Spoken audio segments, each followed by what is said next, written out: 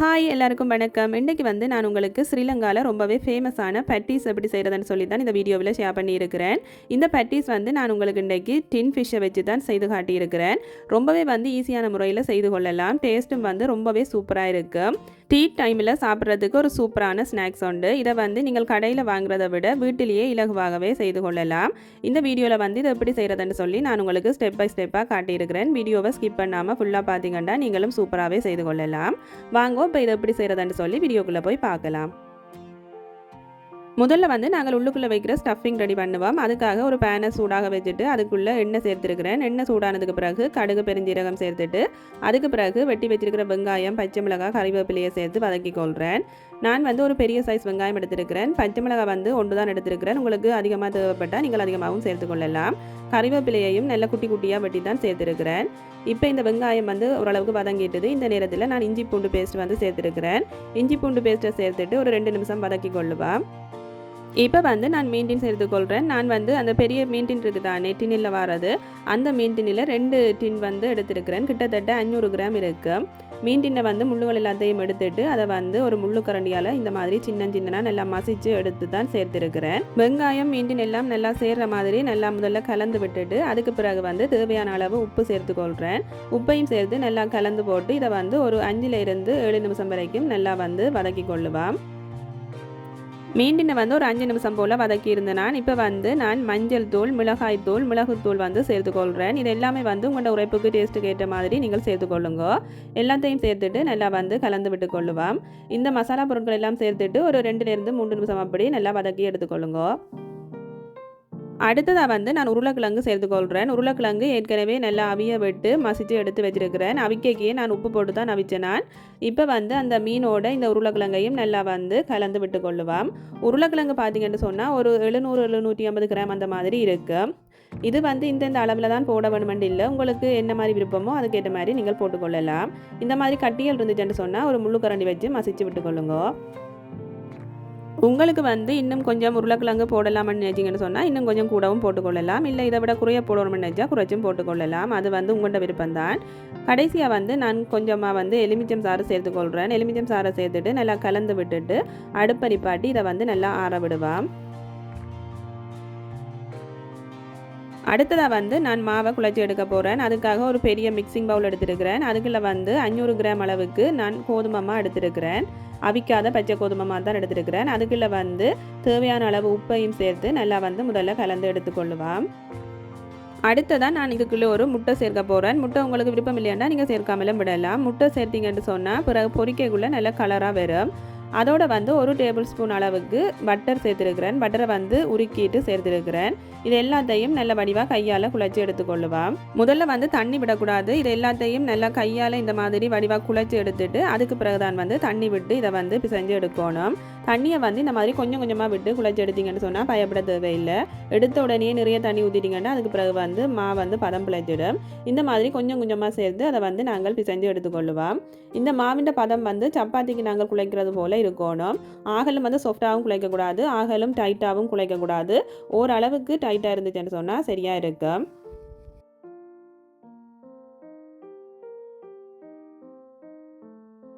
இந்த மாதிரி வடிவாக குழைச்சி எடுத்துக்கொள்ளுங்க. இப்போ வந்து நான் மாவை ரெடி பண்ணிட்டேன். இதை மூடி ஒரு 1/2 மணித்தியாலம் நாங்கள் அப்படியே வைப்போம். 1/2 மணித்தியாலத்துக்கு பிறகு பார்த்தீங்கன்னு சொன்னால் மாவு வந்து சாஃப்டாக வந்துருக்குது. இதை வந்து திரும்பவும் ஒருக்கா இந்த மாதிரி மெல்லிசாக குழைச்சி எடுத்துக்கொள்ளுவோம். ஆகலும் நல்லா வந்து குழைக்கணும் இல்லை, இந்த மாதிரி லைட்டாக உருட்டி எடுத்தீங்கன்னு சொன்னால் சரியாக இருக்கும். இந்த மாவை வந்து நான் 3ஆக பிரித்து எடுத்து வச்சுக்கொள்கிறேன். ஏன்னு சொன்னால் நிறைய இருக்குது. அப்போ ஒரே அடியாக போட்டு நாங்கள் உருட்டி எடுக்கலாது. அதால் 3ஆக பிரித்து வச்சுட்டு ஒண்டா வந்து விரிச்சிட்டு அதுக்குள்ளே வந்து பட்டி செய்து கொள்ள போகிறேன். இப்போ வந்து இந்த மாவை வந்து நாங்கள் விரித்து எடுக்கணும். அதுக்காக கீழே கொஞ்சமாக முதல்ல மாவை தூவிட்டு அதுக்கு பிறகு நாங்கள் செய்து வச்சுருந்த உருண்டையை போட்டுட்டு இந்த மாதிரி சப்பாத்தி உருட்டுற கட்டையால் நல்லா வந்து உருட்டி அதை வந்து விரித்து எடுத்துக்கொள்ளணும். மெல்லிசாக இதை வந்து விரித்து எடுத்துக்கொள்ளுங்க. அப்போ தான் வந்து பட்டி சாப்பிடக்குள்ளே நல்லா இருக்கும். இல்லைன்னு சொன்னால் நல்ல மொத்தமாக இருந்துச்சுன்னு சொன்னால் மாதிரி இருக்கும். அதால் வந்து ஓரளவுக்கு மெல்லிசாவே இதை வந்து விரித்து எடுத்துக்கொள்ளுவோம்.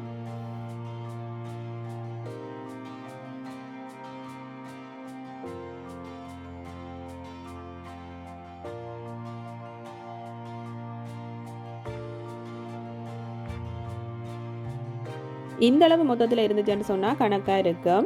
இனி வந்து நாங்கள் பட்டி செய்கிற அச்சை வச்சு பட்டிஸை செய்து எடுத்துக்கொள்ளுவோம். இந்த மாதிரி மாவுக்கு கீழே அச்சை வச்சுட்டு அதுக்கு பிறகு கொஞ்சமாக ஸ்டஃபிங்கை வச்சு அதை வந்து மூடி நாங்கள் கட் பண்ணி எடுத்துக்கொள்ளணும். ஆகலும் நிறைய ஸ்டஃபிங் வச்சிங்கன்னு சொன்னால் வெளியால் வந்துடும். அதால் கொஞ்சமாக அளவாக சேர்த்துக்கொள்ளுங்க. இந்த மாதிரி ஈஸியாகவே வந்து நீங்கள் பட்டீஸை செய்து எடுத்துக்கொள்ளலாம். இந்த அச்சு இருந்துச்சுன்னு சொன்னால் உங்களுக்கு செய்கிறது ரொம்பவே ஈஸியாக இருக்குது.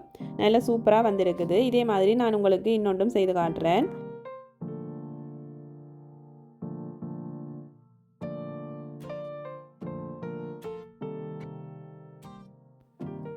இந்த மாதிரி ஸ்டஃபிங்கை உள்ளே வச்சுட்டு முதல்ல வந்து மூடுங்க. மூடைக்குள்ளே அந்த ஸ்டஃபிங் வெளியில் வர மாதிரி இருந்துச்சுன்னு சொன்னால் கையால் லைட்டாக உள்ளுக்குள்ளே தள்ளி விட்டுட்டு மூடிட்டு அமர்த்தி கொண்டு அதை பிச்சிங்கன்னு சொன்னால் நல்ல ஷேப்பில் உங்களுக்கு வந்து கிடைக்கும். அச்சில் இருந்து பட்டீஸை வெளியில் எடுத்தது பிறகு இந்த மாதிரி ஓரங்களை கையால் ஷேப் பண்ணி விட்டுக்கொள்ளுங்க. பட்டீஸுண்டு அந்த மாவு வந்து ஒட்டுற மாதிரி இருந்துச்சுன்னு சொன்னால் கொஞ்சமாக மாவை தடவிட்டு நீங்கள் பிளேட்டில் அடுக்கி வைங்கோ. அப்போ தான் வந்து பிறகு எடுத்து பொரிக்கைக்குள்ளே ஈஸியாக இருக்கும். இல்லைன்னு சொன்னால் அந்த பிளேட்டில் ஒட்டுப்பட்டு அதோட ஷேப்பே வந்து மாறிடும். இப்போ பார்த்தீங்கன்னு சொன்னால் நான் எல்லாமே வந்து ரெடி பண்ணி வச்சுட்டேன். எல்லா பட்டீஸும் ரெடியாக இருக்குது. இனி வந்து இதை நாங்கள் எண்ணெயில் போட்டு பொரிச்சு எடுத்துக்கொள்ளுவோம். இந்த மாதிரி தனித்தனியாக அடுக்கி வச்சிங்கன்னு சொன்னால் எடுத்து பொரிக்கிறதுக்கு வந்து ஈஸியாக இருக்கும். எண்ணெய் வந்து சூடாயிட்டுது. எண்ணெய்க்குள்ளே வந்து நாங்கள் செய்து வச்சுருக்கிற பட்டீஸை ஒன்றா போட்டு பொரித்து எடுத்துக்கொள்ளுவோம். எண்ணெய் வந்து ஆகலும் நல்லா சூடாக இருக்கக்கூடாது. ஓரளவுக்கு மீடியமான ஹீட்டில் வச்சு இந்த பட்டீஸை வந்து பொரித்து எடுக்கணும். இந்த மாதிரி கலர் கொஞ்சம் மாறி ப்ரௌன் கலராக வர நேரத்தில் நீங்கள் எண்ணெயில் இருந்து இதை எடுத்துக்கொள்ளலாம். பட்டீஸ் வந்து உண்மையிலேயே ரொம்பவே சூப்பராக வந்திருக்குது. நாங்கள் முட்டை போட்டதால் நல்லா கலர்ஃபுல்லாக வந்திருக்குது.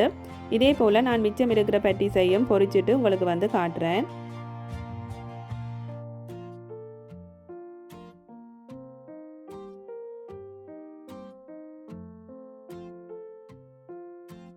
இப்போ வந்து எல்லா பட்டீஸுமே ரெடி ஆகிட்டுது. எல்லாமே பொரித்து எடுத்துட்டேன்.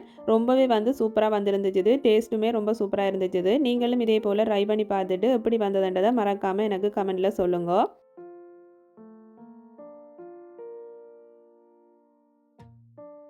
இந்த வீடியோ உங்களுக்கு பிடிச்சிருக்குமென்னு நினைக்கிறேன். பிடிச்சிருந்துச்சுன்னு சொன்னால் லைக் பண்ணி ஷேர் பண்ணி விடுங்க. மீண்டும் வேறு ஒரு சூப்பரான ரெசிபியோட வந்து உங்களை சந்திக்கிறேன். பாய் பாய்.